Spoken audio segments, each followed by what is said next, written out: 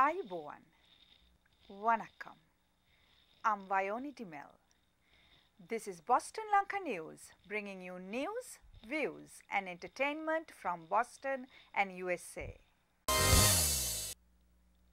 An exclusive interview with Dr. Rohan Gunaratna, an expert of global terrorism on Post War Sri Lanka.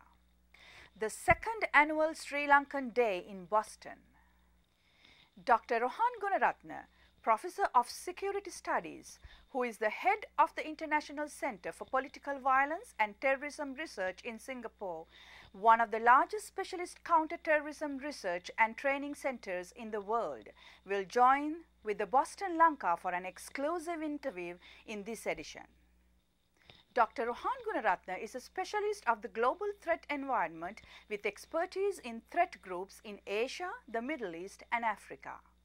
He was invited to testify before the 9/11 Commission on the structure of Al-Qaeda, and Gunaratna led the specialist team that built the UN database on Al-Qaeda, Taliban and their entities. He chaired the inaugural International Conference on Terrorist Rehabilitation in February 2009.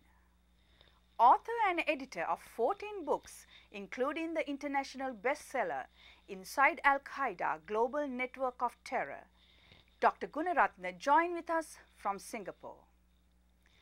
Dr. Gunaratna, in the post-war Sri Lanka, how would you describe the relief and rehabilitation work done by the Sri Lankan government so far, and the work needs to be done in the future?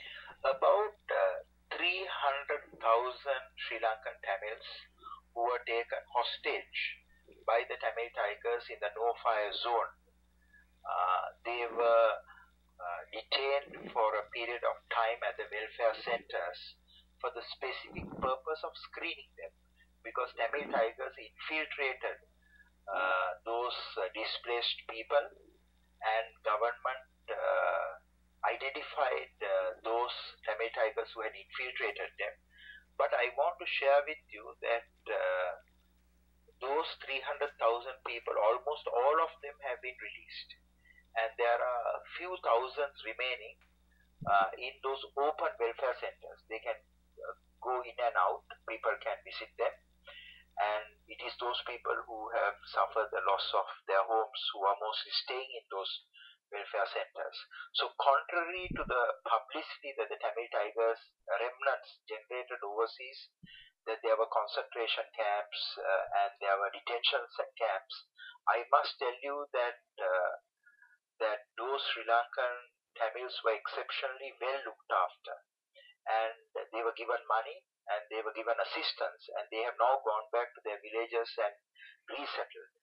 The second aspect is that a total of 11,000 Tamil Tigers were detained. Most of them surrendered. A few were forced to surrender, meaning they were identified, and they are now in rehabilitation centers.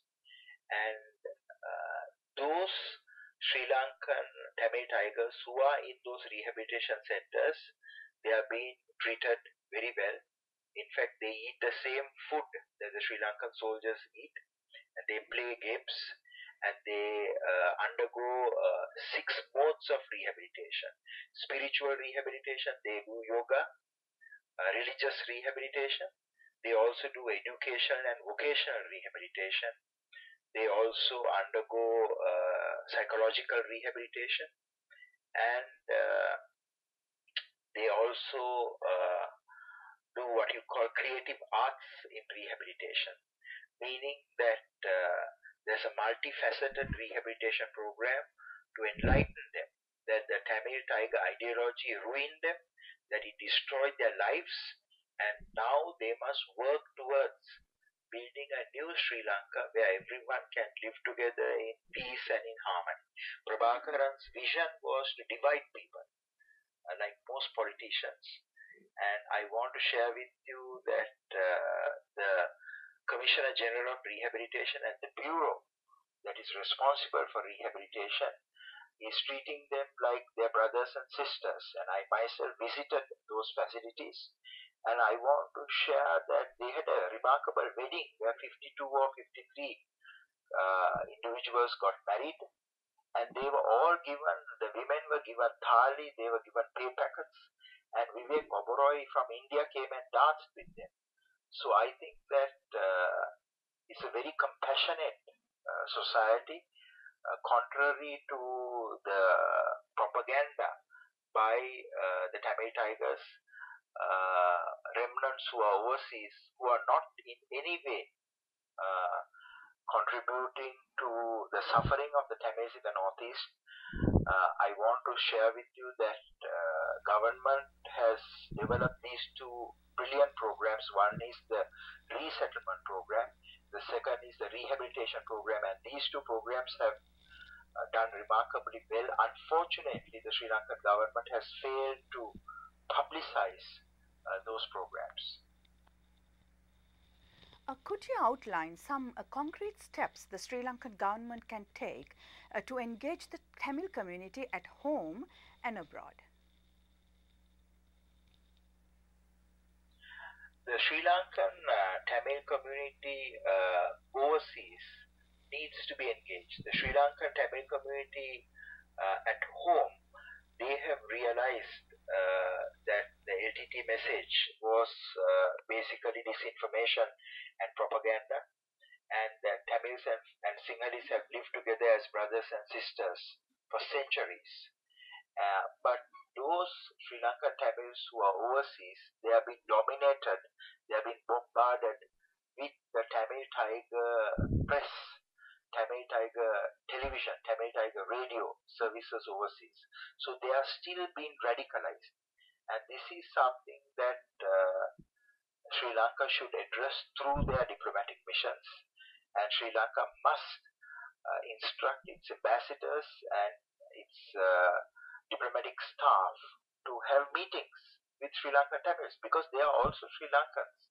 Even if some of them may have taken Canadian, American, European, Australian and New Zealand citizenship, they are of Sri Lankan origin and they still feel for their brethren. But they are under wrong opinion, wrong impression because of the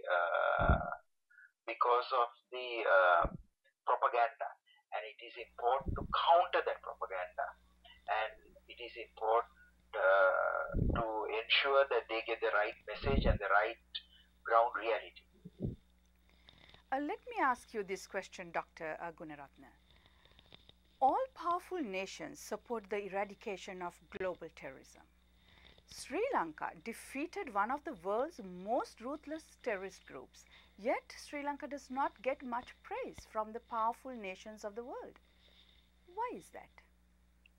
I think that Sri Lanka has received adequate praise from the defense, the military, the law enforcement and the intelligence services, those organizations that knew that the Tamil Tigers invented the suicide bodysuit, the Tamil Tigers perfected maritime terrorism, the Tamil Tigers built the first terrorist air wing, and I also believe that there were many innovations the Tamil Tigers developed that have been copied in Iraq and Afghanistan. And I think that those who know the brutality and the cruelty of the terrorist group, they have praised Sri Lanka. But certainly the State Department of the United States and some political structures in the UK have been lobbied by the Tigers, because Western societies are susceptible to lobbying. And the Sri Lankan Sinhala community has not been able to match the counter propaganda and the campaigning capabilities of the Tamil Tiger-led radicalized segment of the Tamil diaspora lobbying and campaigning.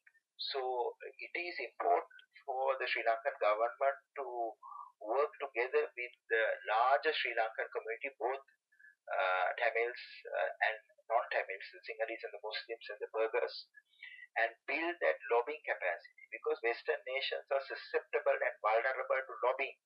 Without lobbying, they cannot convey their message.